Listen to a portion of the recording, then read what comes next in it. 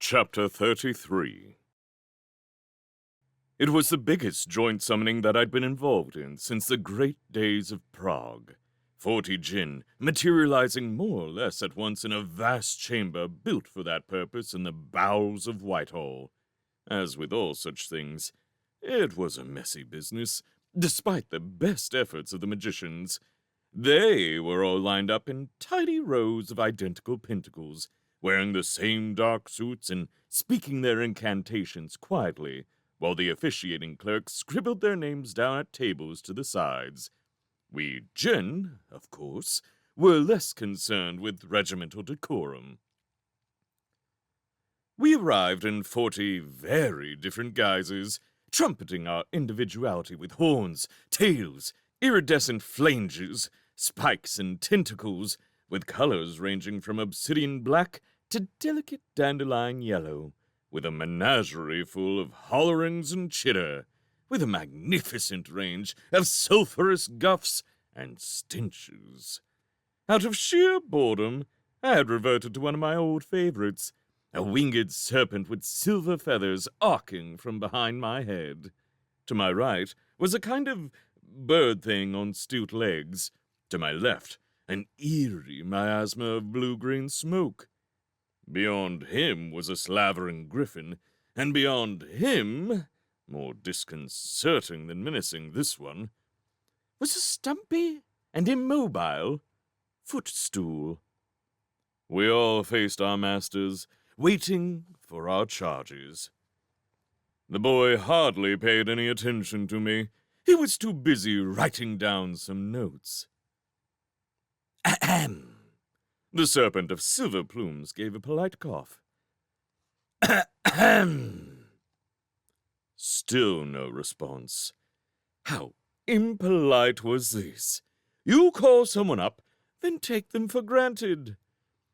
I coughed a little louder. Nathaniel! That got a response. His head jerked up, then swiveled from side to side. Shut up, he hissed. Anyone could have heard that. What is all this? I said. I thought we had a private thing going. Now every man and his imp are joining in? It's top priority.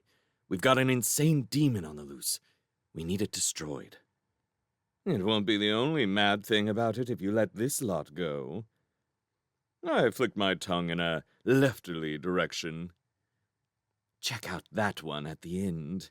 He's taken the form of a footstool. Weird. But somehow I like his style. That is a footstool. No one's using that pentacle. Now, listen. Things are moving fast. The Resistance have broken into Gladstone's tomb and freed the guardian of his treasures. It's at large in London, causing merry hell. You'll recognize it by its mildewed bones and general smell of decay. The Prime Minister wants it gone. That's why this group is being assembled. All of us? It must be potent. Is it an Afrit? We think so, yes. Powerful and embarrassing. It was last seen gyrating Gladstone's pelvis on Horse Guard's parade. But listen, I want you to do something more. The Afrit. See if you can get any information concerning the Resistance, particularly about a girl called Kitty. I think she may have escaped with a precious staff. The creature may be able to give a description. Kitty. The serpent's tongue flicked back and forth musingly. A Resistance girl of that name had crossed our paths before. If I remembered correctly, she was a feisty specimen with big trousers. Well, several years on, her feistiness evidently hadn't failed her. I recalled something else. Wasn't she the one who nicked your scrying glass? He made his patented bulldog who sat on a thistle face. Possibly. And now she's pinched Gladstone's staff. Talk about going up in the world. There was nothing wrong with that scrying glass. No, but you admit it never laid Europe to waste. That staff's a formidable piece of work. And you say it's been lying in Gladstone's tomb all this time? Apparently. The boy glanced carefully around him, but all the neighboring magicians were busily delivering their charges to their slaves, shouting over the general caterwauling. He leaned forward in a conspiratorial manner. "It's ridiculous," he whispered. "Everyone's always been too scared to open the tomb, and now some bunch of commoners have made a fool of the whole government. But I intend to find the girl and rectify that." I shrugged my hood. "You could always just wish her well and leave her alone. And let her sell the staff to the highest bidder? Don't make me laugh." My master bent closer. "I think I can track her down, and when I do, well, I've read a lot about that staff. It's powerful, all right, but its words of command were fairly straightforward. It needs a strong magician to control it, but in the right hands, who knows what it could achieve." He straightened impatiently. "What's the delay here? They should be giving the general order to move off. I've got more important things to do." "They're waiting for Buttercup there in the corner to finish his incantation." "Who? Tallow? What's that idiot playing at? Why doesn't he just summon his green monkey thing?" "Judging by the amount of incense he's employed and the size of that book he's holding, he's going for something big." The boy grunted. "Trying to impress everyone with a higher-level demon, I suppose. Typical. He'd do anything to keep Whitwell's favor." The winged serpent swayed back violently. "Who there?" "What's the matter now?" "It was your face! Just for a moment there, you had a really unpleasant sneer on it. Horrible it was." "Don't be ridiculous. You're the one who's a giant snake. Tallow's been on my back too long, that's all." He cursed. Him and all the rest. I can't trust anyone around here. Which reminds me. He bent closer once more. The serpent dipped its majestic head to hear him. "I'm going to need your protection more than ever. You heard what the mercenary said. Someone in the British government tipped him off that we were coming to Prague." The plumed serpent nodded. "Glad you caught up. I figured that out long ago. By the way, have you freed those Czech spies yet?" His brow darkened. "Give me a chance. I've got more urgent things to consider. Someone near the top's controlling the Golem's eye, stirring up trouble here. They might try to silence me." "Who knew you were coming to Prague?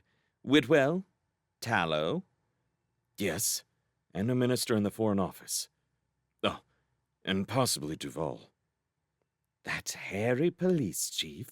But he left the meeting before—" "I know he did. But his apprentice Jane Farrar might have wormed the information out of me." Was it the light, or had the boy flushed a little?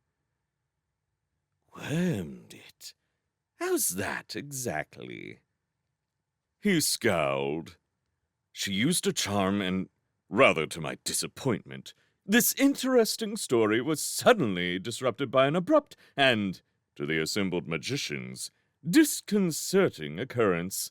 The stocky yellow magician, Tallow, who was standing in a pentacle at the end of the next row, had finally finished his long and complex invocation, and with a flex of his pinstriped arms, lowered the book from which he had read. A few seconds passed. The magician waited, breathing hard, for his summons to be heard. All at once, a billowing column of black smoke began to issue from the center of the second pentacle, small yellow forks of lightning crackling in its heart. It was a bit hackneyed, but quite well done in its way. The magician went gog-eyed with foreboding. Rightly so, as it turned out. The smoke coalesced into a muscular black form, some 2 meters high, complete with 4 waving arms. It shuffled slowly around the perimeter of the pentacle, testing for weaknesses, and, to its evident surprise, found one. The forearms froze for a moment, as if in doubt. Then, a dribble of smoke emerged from the base of the figure and prodded the edge of the pentacle with experimental care. 2 such prods was all it took. The weak spot was pinpointed, a little hole in the incantory barrier. Instantly, the pseudopodium extended forwards and began to stream through the breach, narrowing almost to a point as it passed through, expanding again on the other side. Faster and faster streamed the smoke. It swelled and grew and became a bulging tentacle that darted eagerly across the space to the other pentacle, where the magician stood transfixed in horror. The trails of rosemary and rowan that he had placed around its edges were scattered to the winds. The smoke ballooned up about his shoes, rapidly encasing his legs in a thick black column. The magician made a few incoherent noises at this point, but he didn't have time for much. The figure in the first pentacle had now dwindled to nothing. All its essence had passed through the gap and was enveloping its prey. In less than 5 seconds, the whole magician, pinstripe suit and all, had been swallowed by the smoke. Several triumphalist lightning bolts were emitted near the head of the column. Then it sank away into the floor like a solid thing, taking the magician with it. An instant later, both pentacles were empty, except for a telltale scorch where the magician had once stood, and a charred book lying beside it. Throughout the summoning chamber, there was stunned silence.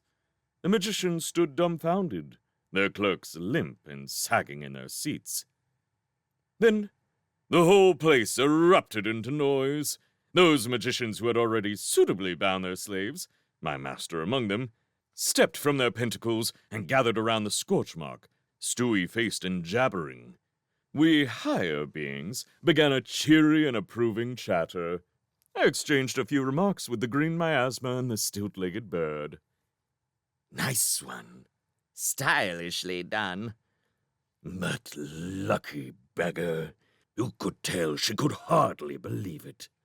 Well, how often does a chance like that come along? All too rarely. I remember one time, back in Alexandria, there was this young apprentice. The fool must have mispronounced one of the locking injunctions. Either that or a printer's error. You saw he was reading straight out of a book? Well, he said exciteris before stringaris. I heard him. No, really? A beginner's mistake. Exactly. It was the same with this young apprentice I mentioned.